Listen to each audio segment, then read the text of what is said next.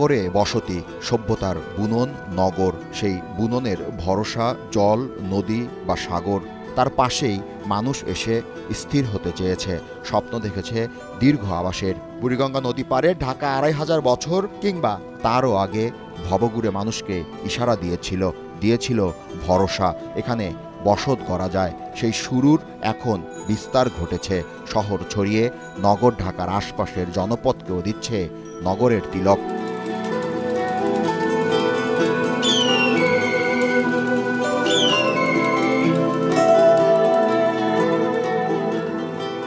ঐতিহ্য এবং আধুনিকতার এক দারুণ মিশ্রণে তুরাগ, বালু, শীতলক্ষ্যা নদীধারা বেষ্টিত আলো ঝলমলে ব্যস্ত এ মেগাসিটি পরে হয়ে ওঠে মানবতাকামী। অনেকেই বলেন এ শহর প্রার্থনার, তাই এখানেই পলাশ আর শিমুলে রঙিন হয় বসন্ত।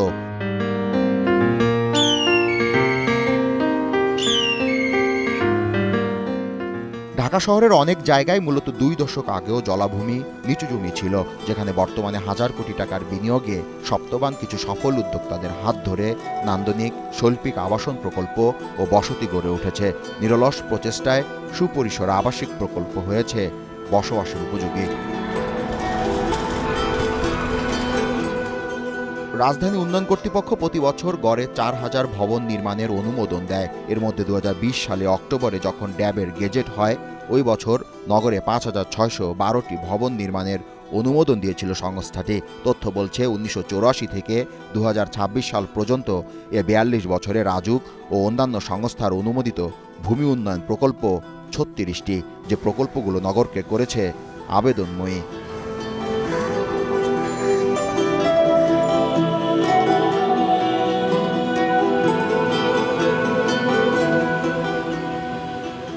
এ নগরের উত্তর দিকে নড়াইখালের কোল ঘেঁষে গড়ে উঠেছে জহিরুল ইসলাম সিটি, যা আফতাবনগর নামে বেশ পরিচিত। ঢাকা জেলার বাড্ডা থানার রামপুরার কাছে অবস্থিত একটি আধুনিক ও সুপরিকল্পিত আবাসিক এলাকা এটি, যার যাত্রা শুরু হয় ১৯৬৪ সালে। এটি মূলত বাণিজ্যিক ও আবাসিক অবকাঠামোর সংমিশ্রণে গড়া প্রথম নগরকেন্দ্রিক প্রকল্প। ধীরে ধীরে এখানে শীতল ছায়ানিবিড় পরিবেশে গড়ে ওঠে সুরম্য, গগনচুম্বী আধুনিক সব স্থাপনা। এখানে বিভিন্ন মালামাল নিয়ে আসতো, শাক সবজি, মাছ, মাংস, গ্রামের থেকে হাঁস মুরগি এগুলো নিয়ে আসতো। ওইরকম পরিষ্কার দেখছিলাম তখন। আমি যখন এসে দেখছি তখন একটু ভাটা লাগছে।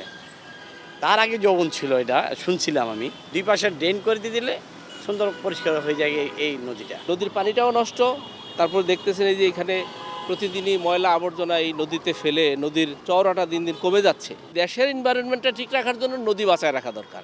এখানকার জমির মূল্য বেশি, বাড়িঘরগুলি পরিকল্পিত এবং সিকিউরিটি খুব স্ট্রং। শুধু এটা যদি হয়ে যায় তাহলে ভাড়া আরও অনেক বেড়ে যাবে, রাস্তাঘাট হয়ে যাবে। ধরুন এখানে কোনো এক বিল্ডিংয়ের সাথে আরেক বিল্ডিংয়ের সেরকম এই যথেষ্ট পার্থক্য আছে, জায়গা আছে।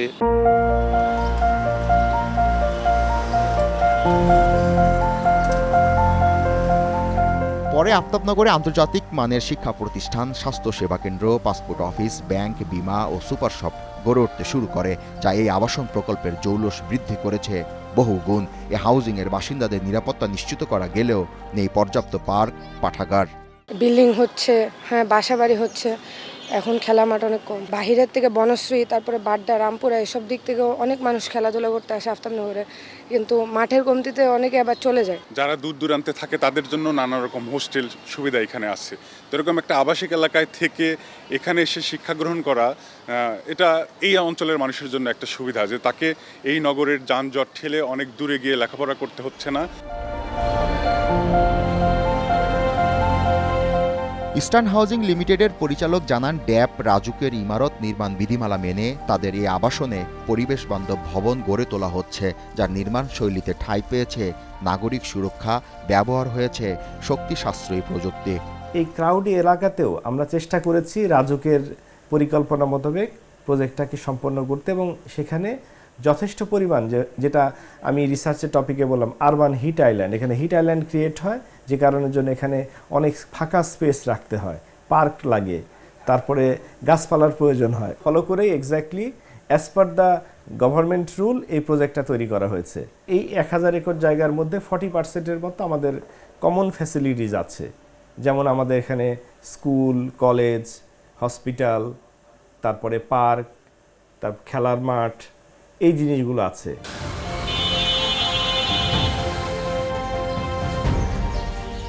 বাংলাদেশে আবাসন ব্যবসা মূলত স্বাধীনতা উত্তর সময়ে, বিশেষ করে 1975 সালে housing and building research institute প্রতিষ্ঠার পর থেকে প্রাতিষ্ঠানিক রূপ পেতে শুরু করে। বর্তমানে দেশের মূল জিডিপিতে এই খাতটি 8%-এরও বেশি অবদান রাখছে।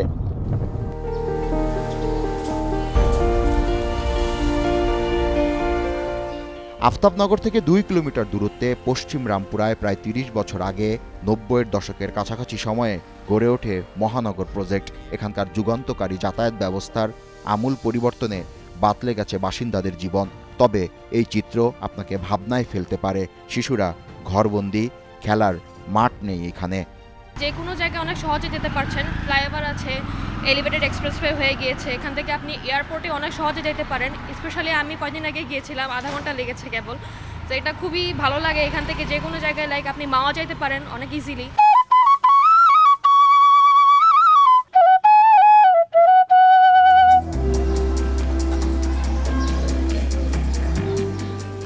এ প্রজেক্টে পাহাড় থেকে সমতল সব জনগোষ্ঠীর রয়েছে সহাবস্থান। বাসিন্দারা বলেন এখানকার নাগরিক সুযোগ সুবিধা প্রশংসার দাবিদার। তবে বাড়ি ভাড়ার সাথে জীবনযাত্রার ব্যয় বেড়েছে কয়েক গুণ।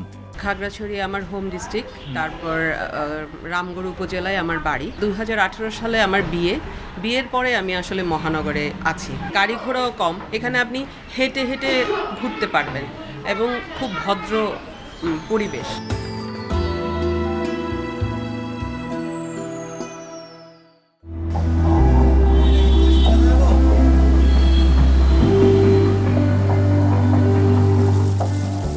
মহানগর আবাসন প্রজেক্টের একটু অদূরেই নিকেতন। 8টি ব্লকে বিভক্ত এবং 13টি বড় মাঝারি সড়ক নিয়ে প্রতিষ্ঠিত শতবর্ষী অভিজাত এলাকা এটি, যে আবাসিক এলাকার রাজস্বিক ফ্ল্যাটগুলো ঠায় দাঁড়িয়ে হাতিরঝিল, গুলশান 1-এর পাজর জুড়ে। উত্তর পূর্ব অবস্থিত মহল্লাগুলো কূটনীতিবিদ, দূতাবাসের জন্য সুপরিচিত। বাসিন্দারা জানান এ সোসাইটিতে পার্ক নেই, রেস্তোরাঁ সমৃদ্ধ এলাকা, ফ্ল্যাটের দর আকাশ ছোঁয়া। পার্ক থাকা খুবই জরুরি, যাতে করে একটু ফ্রেশ এয়ার পাই। কিন্তু এখানে এসে দেখি যে এয়ারটা আসলে ভালো না। ধুলাবালি যেরকম বাইরেও আছে, পার্কেও আছে। সো আসলে আর একটু বেটার হলে ভালো হয়, এয়ার কোয়ালিটি অ্যান্ড পরিষ্কার পরিচ্ছন্নতা। এরকম আরও মানুষ আসে, তাদের যদি আরও বড় আর একটা পার্ক হয়, আরও ফ্যাসিলিটিস থাকে। ধরেন এখানে ছোট করে একটা জিমের ফ্যাসিলিটি আছে, আউটডোর জিমের। এটাকে ধরেন ইনডোর করা সম্ভব হতে পারে, আর একটু বড় করা যেতে পারে। এক্সপ্যান্ড করলে আমার মনে হয় আরও ভালো হবে। ধরেন এরকম একটা জায়গায় নিয়ার বাই কোনো জিম নাই, এই পার্কের মধ্যেই যদি আরেকটা জিমের ফ্যাসিলিটি করা যায়, যেটা আসলে এনক্লোজড, এরকম ওপেন না, তাহলে আমার মনে হয় আরও মেয়েরা আসবে। প্রবলেম তো এখানে অ্যালার্জি অনেক বেড়ে যাইতেছে, তো উচিত হচ্ছে আরও গাছপালা লাগানো, যেহেতু হচ্ছে ধুলাবালির জন্য তো মানুষের অনেক সমস্যা হচ্ছে।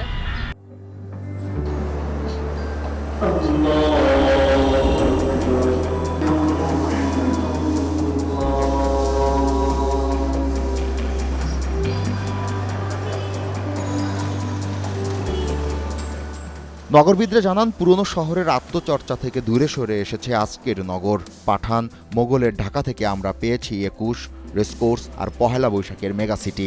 এই মহানগরের উপর থেকে দায়িত্বের ভার কমাতে হবে, সবার কথা ভেবে গ্রহণ করতে হবে বিকল্প উন্নয়ন পরিকল্পনা।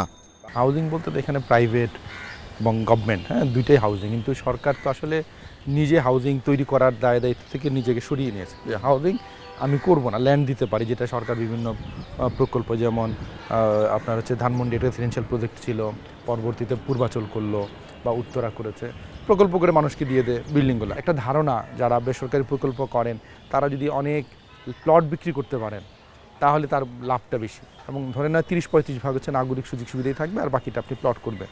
হ্যাঁ, তো এখন এই ধারণা থেকে যে আমি যত নাগরিক সুযোগ সুবিধা কমে দেব তত বেশি আমার প্রফিট হবে।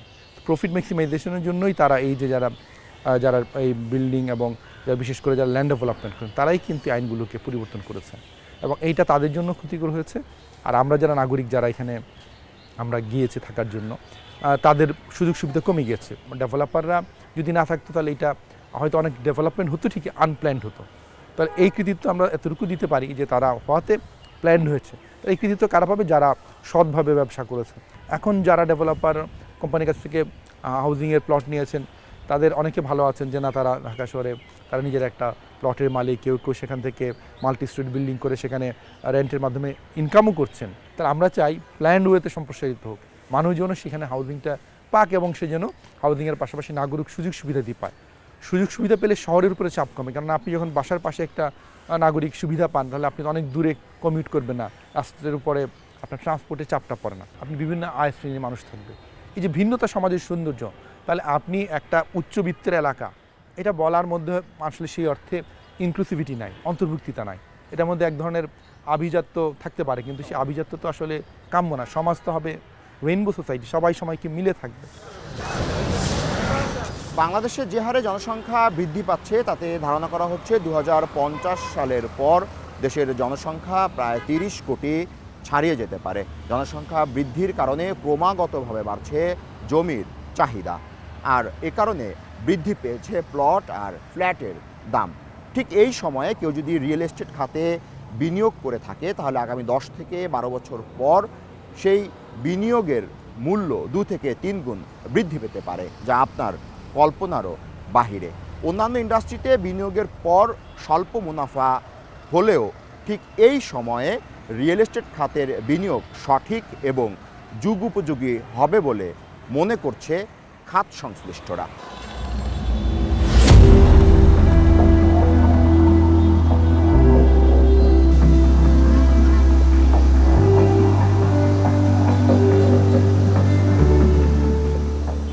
অভিজাত আবাসিক এলাকা নিকেতন থেকে মোহাম্মদিয়া হাউজিং সোসাইটি ও ঢাকা উদ্যানের দূরত্ব হবে 11 কিলোমিটার। তুরাগ নদীর উপকণ্ঠে ঢাকা দক্ষিণ সিটি কর্পোরেশনের এই পশ্চিম অংশে বহু আবাসন গড়ে উঠেছে গত 3 দশকে।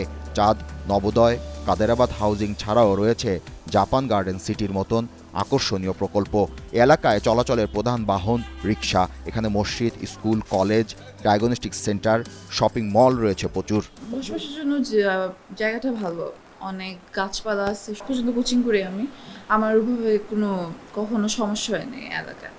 ধরেন কেউ ইফটিজিং করবে বা কিছু বলবে, সবসময় নিরাপদ ছিল আগে বলতে গেলে অনেক। এখন হয়তো একটু কমে গেছে, যে রাস্তা ঠিক করতে যে অনেকগুলো গাছপালা কেটে দেওয়া হয়েছে।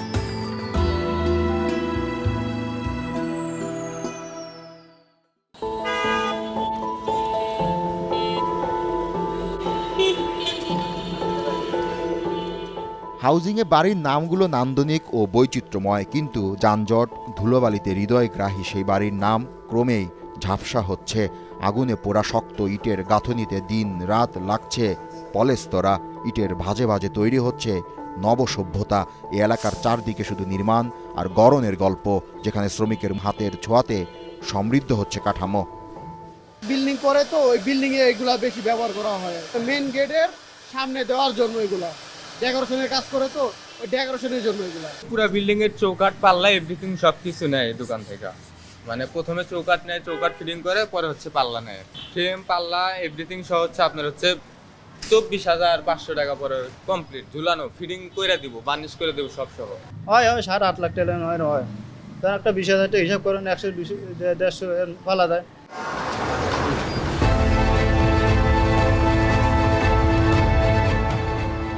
এ বিষয়ে রিহ্যাব জানান, রাজুকের অনুমোদন নিয়ে যেসব প্রকল্প হয়েছে সেগুলো ভালো করছে। তবে এই খাতে যেমন বিনিয়োগ ও প্রযুক্তির নতুন সুযোগ তৈরি হয়েছে, তেমনি রয়েছে নানা ধরনের কাঠামোগত ও নীতিগত চ্যালেঞ্জ, যা সমাধান না করলে খাতটি স্থবির হয়ে পড়তে পারে। রিহ্যাবের ভাইস প্রেসিডেন্ট লিয়াকত আলী ভূঁইয়া জানান, স্বল্প সুদে গৃহঋণ দেওয়ার মতো উদ্যোগ বাস্তবায়নের জন্য সরকারের দৃঢ় সদিচ্ছা ও কার্যকর পদক্ষেপ দরকার। তাহলে সবার জন্য আবাসন নিশ্চিত করা সম্ভব হবে। যে নান্দনিক বিল্ডিংগুলো দেখতেছেন ঢাকার বিভিন্ন জায়গায়, এগুলো কিন্তু রিহাবের কোনো না কোনো সদস্য করতেছে এবং তারা বিভিন্ন রাজুকের নিয়ম মেনে এগুলো করে থাকে। এখানে কিন্তু যে নাগরিক সুবিধাগুলো যেগুলো আছে প্রায় সব জায়গায় আছে, এবং এর সাথে সাথে কিছু স্যাটেলাইট সিটির মতন তৈরি হয়েছে, যেমন বলা যায় বসুন্ধরা, ইস্টার্ন হাউজিং, এবং এই সব জায়গায় কিন্তু নাগরিক নিরাপত্তা বলেন, স্কুল বলেন, খেলার মাঠ বলেন, হসপিটাল বলেন, প্রত্যেকটা জিনিস কিন্তু গেট দেয়ার, এবং সেখানে কিন্তু আছে। এবং এই ধরনের স্যাটেলাইট সিটি আরও হওয়া উচিত ঢাকার বাইরে, তাহলে কিন্তু ঢাকার একটা চাপ কমবে। যে বাংলাদেশে আবাসন সেক্টর দেশে অর্থনীতিতে যে একটা ভূমিকা রাখে, এটা কিন্তু শুধু বাংলাদেশে না, পৃথিবীর সব দেশেরই আবাসন সেক্টর তাদের যার যার অর্থনীতিতে একটা ভালো ভূমিকা রাখে। আপনি জানেন যে এখানে প্রবাসীরাও আমাদের এখানে ফ্ল্যাট ক্রয় করে, উচ্চ মধ্যবিত্তদের জন্য কিন্তু আমরা ফ্ল্যাট বিক্রি করি, যে গুলশান বনের এলাকায় পাবেন সুইমিং পুল সহ ইত্যাদি ফ্ল্যাট। আবার একেবারে মধ্যম নিম্ন আয়ের লোকদের জন্য কিন্তু আমরা ফ্ল্যাট বিক্রি করে থাকি।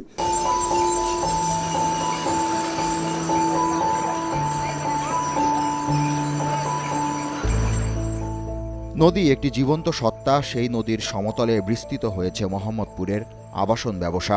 মোহাম্মদপুরের বাসিন্দা ওয়াহিদা জান্নাত মনে করেন, বসবাসের সব সুবিধাই পান তিনি। জমির দরও ক্রয় ক্ষমতার মধ্যে থাকায় তারা তাদের স্বপ্নকে সাজাতে পেরেছেন। কিন্তু অত্র মহল্লায় একটি অযুত বইয়ের পাঠাগারের অভাব তাড়িত করে তাকে। ওই এলাকায় সুযোগ সুবিধা মাশাআল্লাহ আমার কাছে ভালোই। এখানে স্কুল কাছে আমার বাচ্চাদের, হসপিটাল কাছে, তারপরে যদি বলো তোমার এখানে যে সুপার শপগুলি তোমার হোম ডেলিভারিও দিচ্ছে। এই এলাকায় পাঠাগার নেই। পাঠাগার থাকলে বাচ্চারা যেমন এখন মোবাইল আসক্ত, খেলাধুলা থেকে বিরত, আমরা ওই পাঠাগারে পাঠালে বাচ্চাদের জ্ঞানও অর্জন হতো, ওরা যেমন বই পড়ায় অভ্যস্ত হতো। আমরা খেলতে পাঠাতে পারছি না, তারপর বই পড়াতেও আসক্তি করতে পারতেছি না। তো পাঠাগারটা থাকলে কি হতো, আমরা হয়তো নিয়ে যেতাম বাচ্চাদের, ওখানে ওই বইটা পড়তো, বইয়ে অভ্যস্ত হতো, মোবাইল থেকে আসক্তিটা কমতো, তারপর তাদের জ্ঞানটা অর্জন হতো।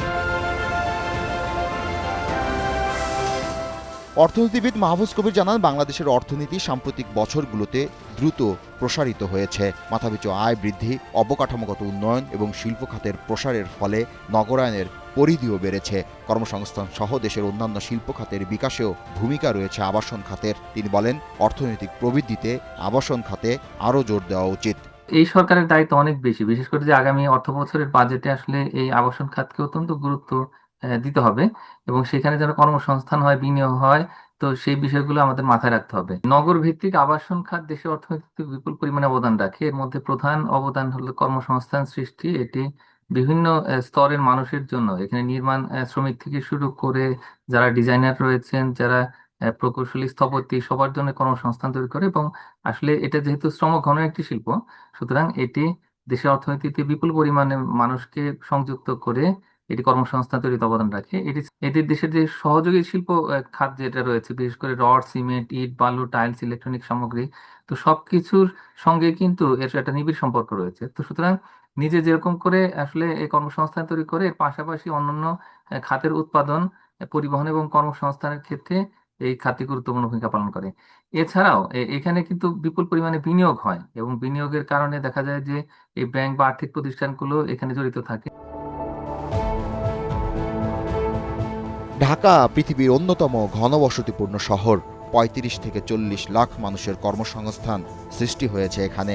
দেশে প্রতি বছর প্রায় ২০,০০০ ফ্ল্যাট বেচা কিনা হয়, লেনদেনের পরিমাণ দাঁড়ায় ২৫,০০০ কোটি টাকারও বেশি।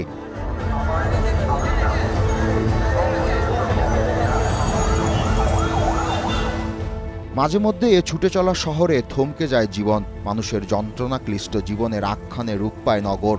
অনেক আবেদন এ ব্যস্ত শহরে কোলাহলে হারিয়ে যায়। বিষাক্ত বর্জ্য, বায়ু, শব্দদূষণ, যানজট, নিয়ম ভাঙার উৎসবে মাঝে মধ্যে জনজীবনে চরম হতাশা তৈরি করে। সব মিলিয়ে রোজ এই শহর শুধু স্মৃতির সোনালী অধ্যায় ও ইতিহাসের নয়, বরং প্রতিদিন হাজারো মানুষের লড়াই, বেদনার এক বিশাল ক্যানভাস হয়ে ওঠে। সাতটা পেয়ালা আজ খালি নেই, একই সে বাগানে আজ এসেছে নতুন করি, শুধু শেষ দিনের মালিনী।